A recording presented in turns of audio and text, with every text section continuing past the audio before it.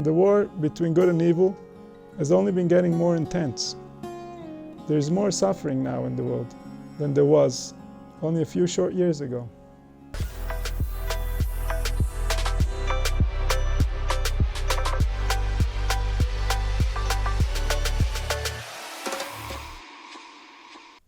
And that means that we have to give it all we have. We have to gather our energy. It's meaningful. This is everything.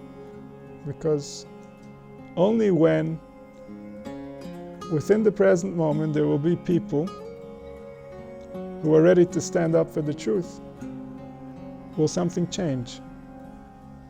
Until then, the lies will continue.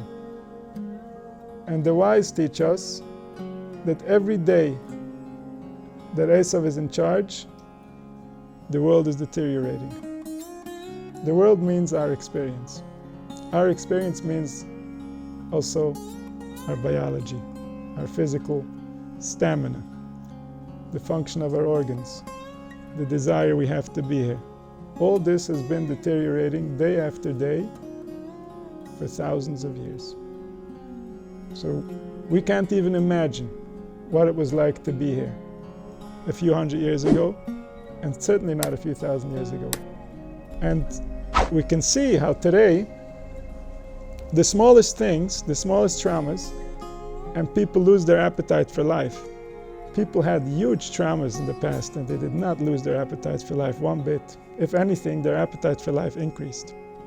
Their organs worked, they could have a nice full meal after coming home from war, and they would digest their food just fine.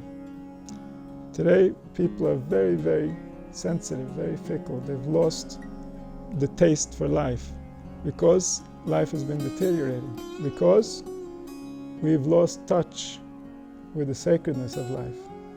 We've lost touch with the sacredness of the undefinable. We've been living on symbols, symbols that have lost their meaning as well, until they're completely disconnected from the truth that they're even trying to represent in the first place.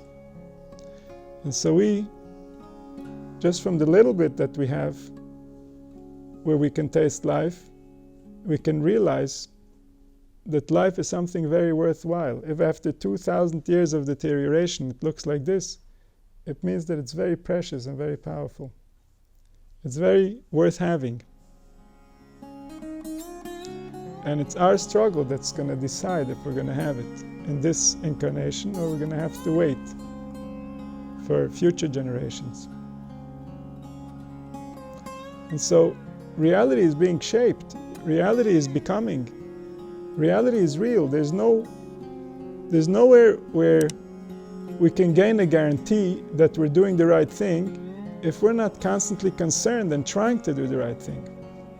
There's no mindset that's going to allow us access to reality unless we care enough about reality to be there. We're not working in vain. There's a bigger purpose. And yet, being embodied, being on this planet means that we can't have access to the bigger picture. We have to work from within. We have to work based on what's available to us. We have to interact with the unknown. That's the way it will be, constantly interacting with the unknown. Even when we go higher and higher, more realizations, more truth, and yet we're still interacting with the vast unknown. And that's the truth. That's the place where the people who were looking for truth lived. So we should all be zoche that we should be able to find that truth. We should be able to live that truth. That truth should live us and should redeem us and unite us as one.